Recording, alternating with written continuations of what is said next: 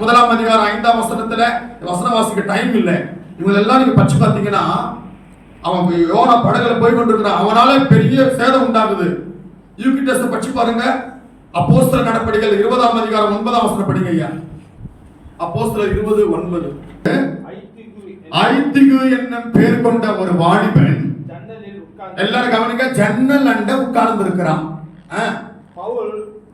நெடுநேரம் பவுல் பிரசங்கித்துக் கொண்டே இருக்கிறார். பயங்கரமான ஒரு தூக்கம், ஒரு தூக்கத்தின் ஆவி மேல வருது.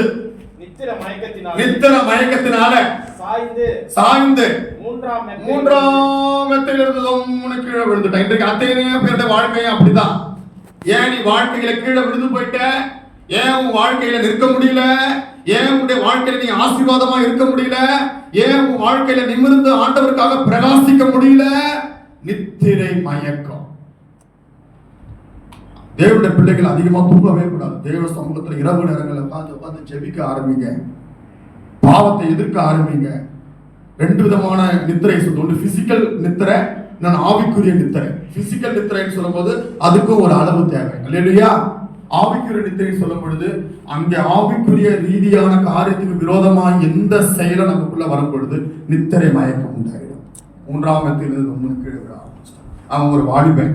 அந்த யூத்திகஸ் என்றதான வாலிபனை குறித்து சரித்திர ரீதியா படிச்சு பார்த்தா அவன் பயங்கரமான ஒரு ஆசீர்வதிக்கப்பட்டவன். அவன் சரித்திர பண்டிதர் எழுதுறாங்க, அவன் பொருளாதார விதங்களில உயர்த்தப்பட்ட ஒரு நபரா. ஆனா பாரு, நித்திரை மயக்கம் அவனை விழத்தந்தது. அல்லேலூயா. அதனால்தான் ஆண்டவர் ஆதாமை பார்க்கிறார். ஆதாமே ஆதாமே ஆதாமே, எங்கே இருக்கிறாய்? உன் ஸ்டாண்டர்ட் எங்கே? அதனால்தான் வெளிப்படுத்தின விசேஷம் 4ஆம் அதிகாரம் 3ஆம் வசனம் நாம் படித்தோம். ஏறி வா டோக்ஸா, ஏறி வா, நித்திரையை விட்டு ஏறி எழும்பு, நித்திரையை விட்டு நீ எழும்பி நான் சொல்ற இடத்துக்கு நீ வா. எத்தனை பேர் இன்னைக்கு அந்த இடத்துக்கு போக போறீங்க? ஆண்டவர் உங்களுக்கு அந்த மகிமையை வச்சிருக்கிறார். அல்லேலூயா. அந்த வசனத்தை தியானிக்கலாமா? வா என்ற வசனத்தை தியானிக்கலாமா? எடுத்து படிக்க யாத்திராகமம் 24ஆம் அதிகாரம் 12ஆம் வசனத்திலிருந்து 15ஆம் வசனம் வரைக்கும் படிங்க. ஆண்டவர் மோசேயை கூப்பிடுறார்.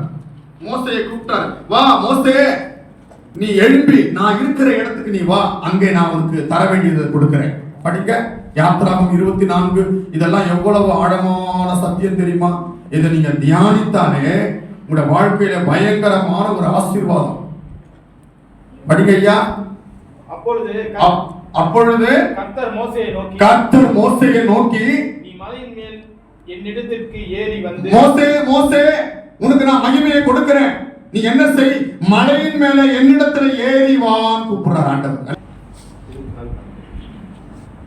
The Lord said to Moses, The Lord said to Moses, come up to me. பாத்தீங்களா?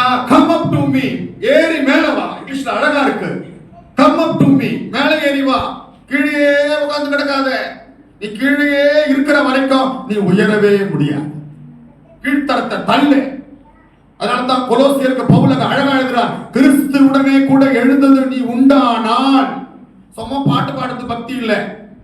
நான் பாட்டு பாடுறேன் சொல்லலாம், இந்தியாவில் பார்ப்பேன் அப்படியே பாட்டு பாடி கிடப்பாங்க. அதுல இல்ல பக்தி. நீ பாட்டு பாடினாலும் சரி, நீ பைபிள் வாசிச்சாலும் சரி, நீ ஜெபம் பண்ணாலும் சரி, இது உன்னுடைய வாழ்க்கையில உன் சுபாவத்துல பிரதிபலிக்கணும். அல்லேலூயா. பாட்டு பாடுறது தப்பு இல்ல, நடனம் ஆடுறது தப்பு இல்ல, வேத வாசிக்கிறது தப்பு இல்ல, ஜெபம் பண்றது தப்பு இல்ல. ஆனா என்ன செய்யணும்? இந்த நாளும் என்ன செய்யணும்? இந்த நாளும் என்ன செய்யணும்? நமக்குள்ள பிரதிபலிக்கணும். பிரதிபலிக்காம போனா ஒரு பையன் விடிய விடிய விடிய விடிய பாடத்தை படிச்சுட்டே இருக்கிறான். ராத்திரி தொடங்கி விடிய விடிய படிச்சுட்டு பள்ளிக்கூடத்துல போய் எக்ஸாம்ல படிச்சு தூங்கினா என்ன ஆயிடும்? அது படிக்காம இருக்கலாமே. அல்லேலூயா.